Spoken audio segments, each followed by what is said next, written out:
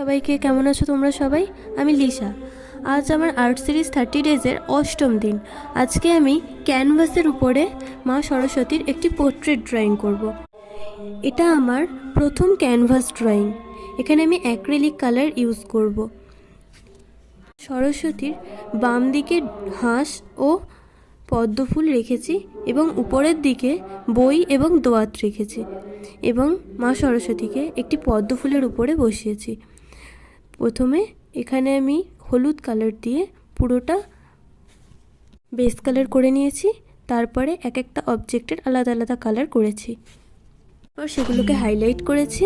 শাড়িকে highlight করার জন্য কিছু ডিজাইন অ্যাড করেছি এবং শেষে বর্ডার করেছি। ছবিটা কেমন লাগলো তা কমেন্টে জানিও এবং ভালো লাগলে একটা লাইক ও শেয়ার করে দিও। আর ফলো এবং সাবস্ক্রাইব করে রঙিন ডায়েরির পাশে থেকো। আজ টাটা, সবাই ভালো থেকো।